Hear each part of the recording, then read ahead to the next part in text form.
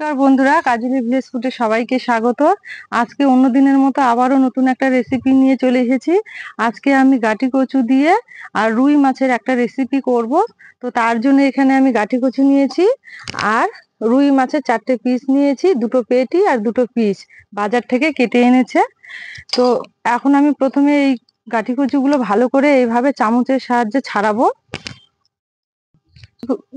কচুর চোচাটা এইভাবে আমি ছাড়িয়ে নেব, এইভাবে চামচের সাহায্যে। আপনারা চাইলে কিন্তু বটি দিয়েও করতে পারেন। একটা আমার খোসা ছাড়ানো হয়ে গেছে।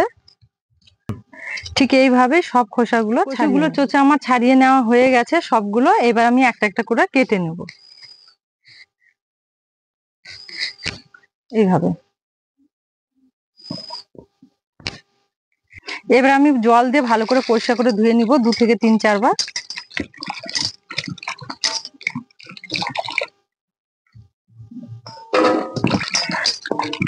যতক্ষণ না জলটা পরিষ্কার হয়ে যাচ্ছে ততক্ষণ ধুবো।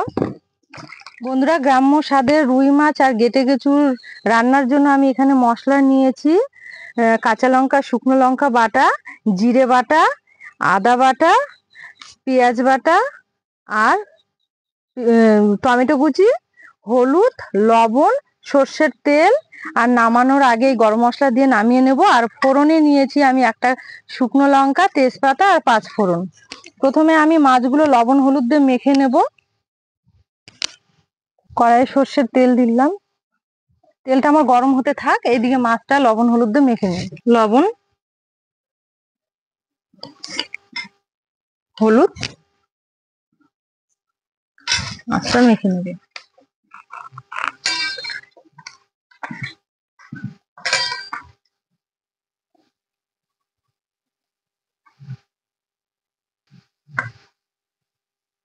এবার একটা একটা করে মাছ তেলে দেবো।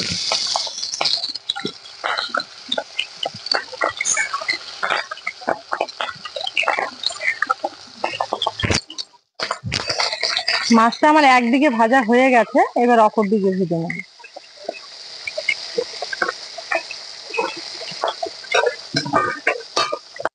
মাছগুলো আমার ভাজা হয়ে গেছে, এবার তুলে নেব।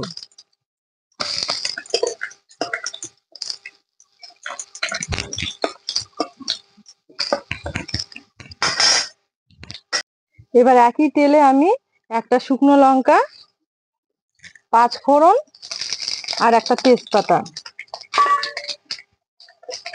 দিয়ে কচুর বইগুলো দিয়ে দেব।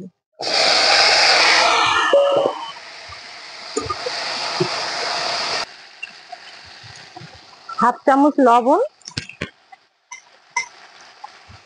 অল্প হলুদ দিয়ে নাড়াচাড়া করে অল্প জল দিয়ে আমি সেদ্ধ করে নেব। অল্প জল দিয়ে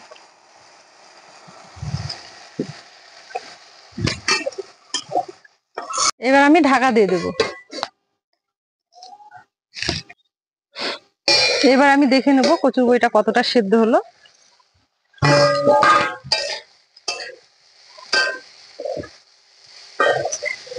দেখে নি, সেদ্ধ হয়ে গেছে, একদম ভালো মতো সেদ্ধ হয়েছে।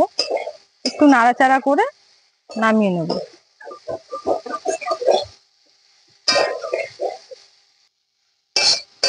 এবার নামিয়ে নেব।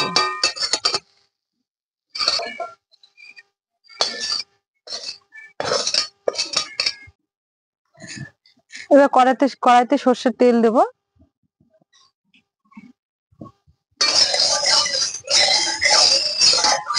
তেলটা আমার গরম হয়ে গেছে, এবার বাকি মশলাগুলো একে একে দেব। একটা পেঁয়াজ বাটা আছে, পুরোটাই দেব।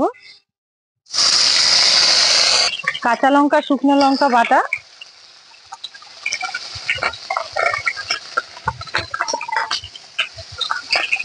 আদা বাটা,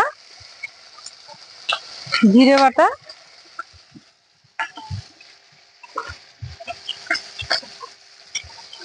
হলুদ,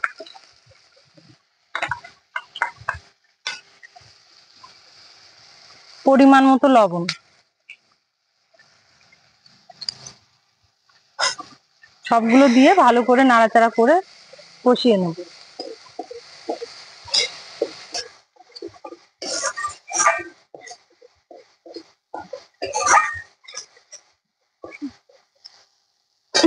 মশলাটা আমার ভালো মতো কষিয়ে নিয়েছি। এবার টমেটো কুচিটা দিয়ে দেবো, দিয়ে নাড়াচাড়া করে অল্প একটু আমি শিলে বেটে মশলা করেছিলাম সেই মশলার জলটা দিয়ে দিচ্ছি, দিয়ে আবারও একটু ফ্রাই করে নেব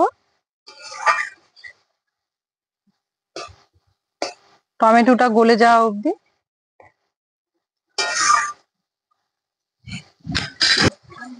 মশলা থেকে আমার তেল ছেড়ে গেছে, এবার আমি বাকি কচুর বইটা, সেদ্ধ করা কচুর বইটা দিয়ে দেবো।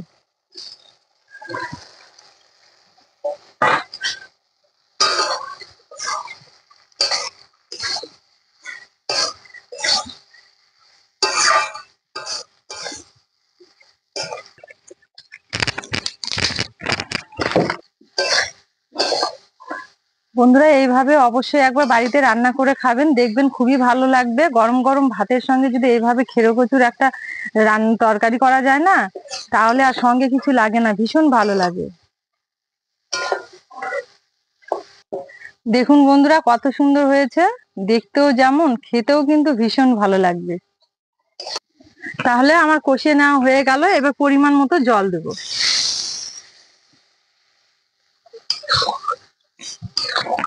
এই রান্নাটা একটু ঘন ঘন করে করতে হবে, খুব পাতলা বেশি করে জল দিলে কিন্তু ভালো লাগবে না। আর একটু দেব।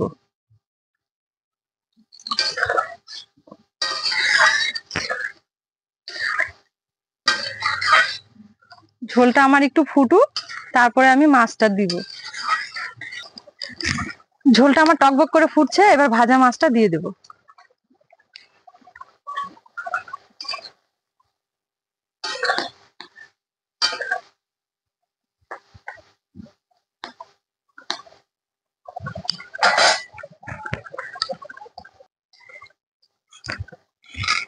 ঝোলটা আমার ফুটে গেছে, এবার গরম মশলাটা দিয়ে নামিয়ে নেব।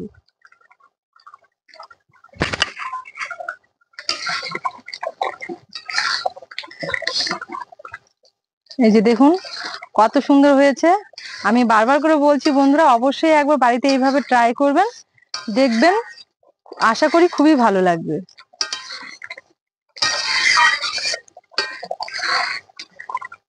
হয়ে গেছে, এবার নামিয়ে নেব। এবার নামিয়ে নেব।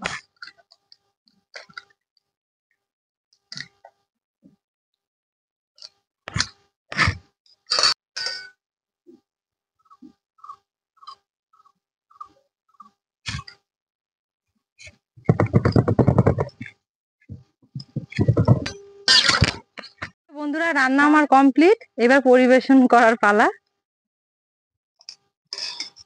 আধে কি নিবি, পিস ইয়ে নিবি, পেটি নিবি তো?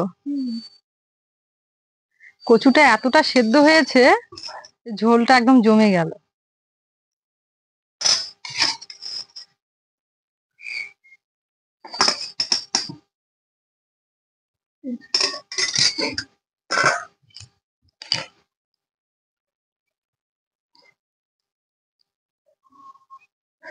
দেখুন কচুটা কত সুন্দর সেদ্ধ হয়েছে, আর তরকারিটা দেখে তো বুঝতেই পারছেন যে কত ভালো হয়েছে, আর খেতেও কতটা স্বাদ।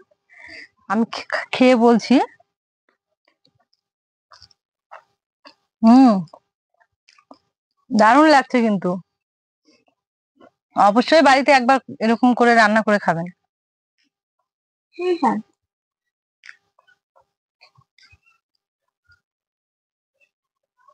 মাছটাও কিন্তু দারুণ স্বাদ।